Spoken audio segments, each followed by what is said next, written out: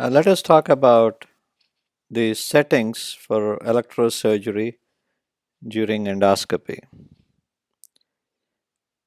Here we're all set to go, but I would like you to observe one important thing.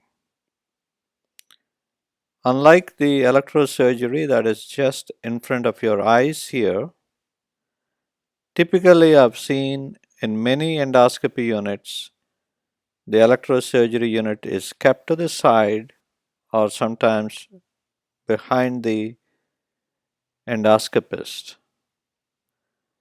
This is not good.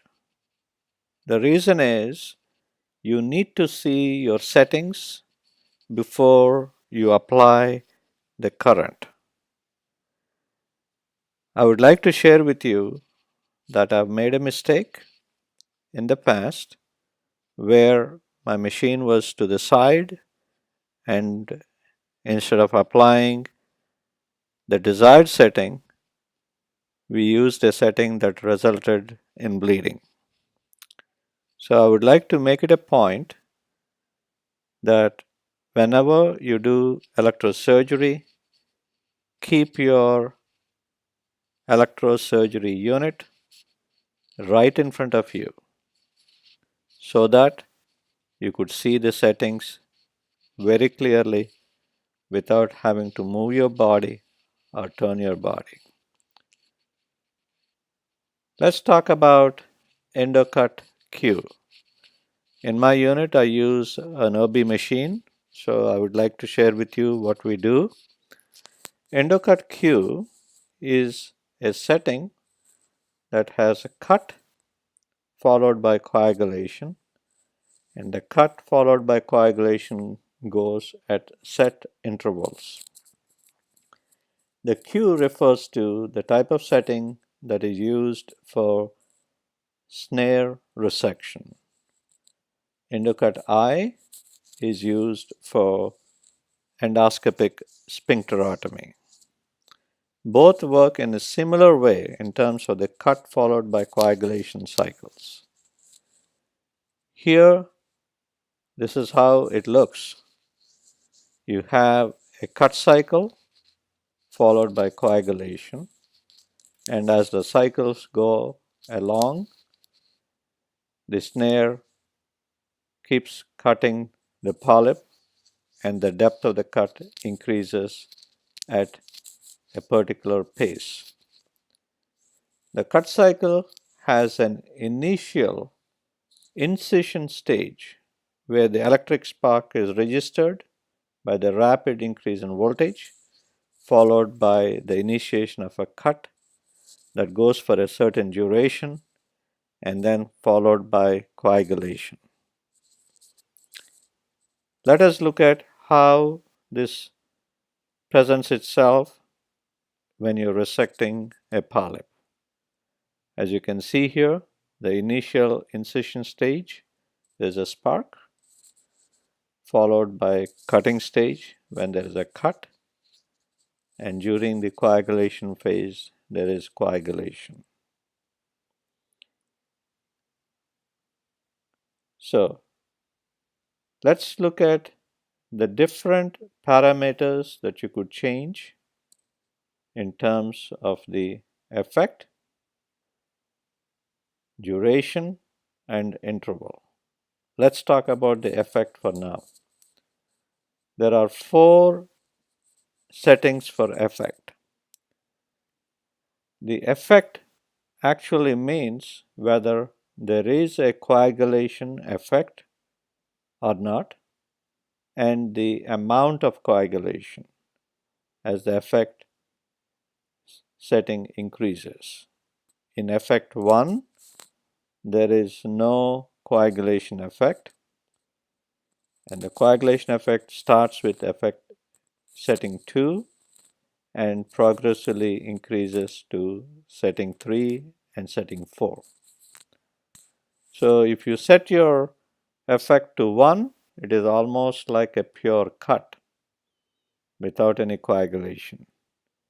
If you set your effect to setting 4, there is not only cut but also quite a bit of coagulation.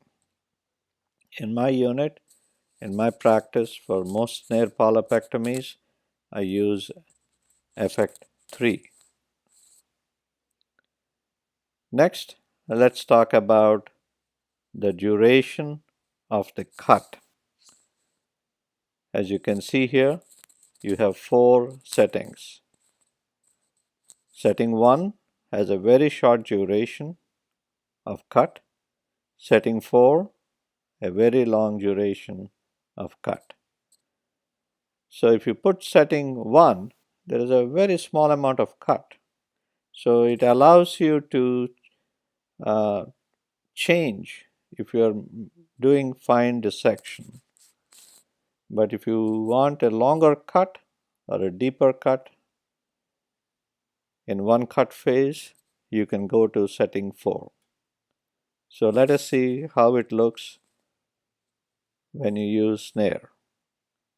Setting 1, small amount of cut.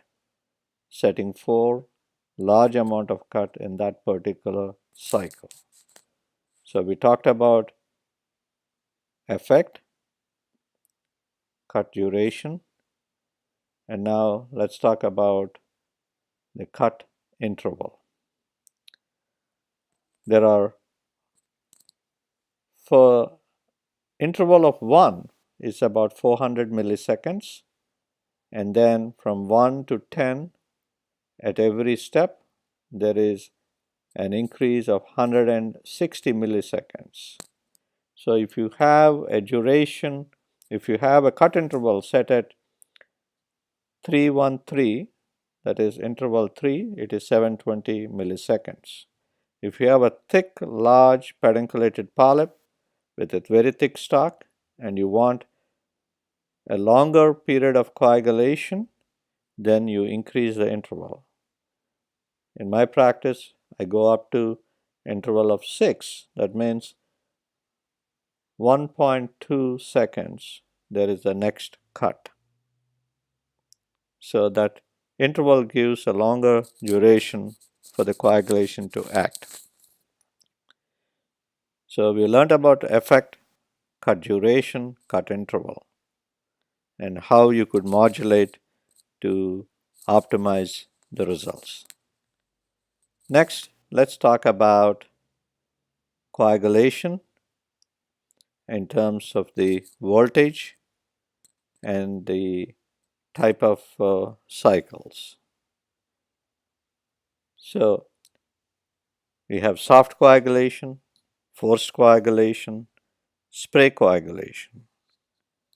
Soft coagulation has a continuous sinusoidal wave pattern of less than 200 volts. It results in superficial coagulation, good for hemostasis, good for ablation of the edge of an EMR defect with a snare. Forced coagulation is typically used for large, thick pedunculated polyps. As you can see, the voltage is a little bit higher and there's an interruption of the cycles. That's when the cooking is going to happen, that allows the heat to cool down so that there's coagulation of the protein. And then with spray coagulation, it's very high voltage, very deep coagulation. This is not something we use in colon polypectomies or EMRs. Let's look at these 3 different patterns of coagulation from the point of depth of penetration and speed. Soft coagulation, low voltage, superficial, and slow cooking. Swift coagulation, fast, deep, and forced coagulation is in between soft and swift coagulation. Thank you.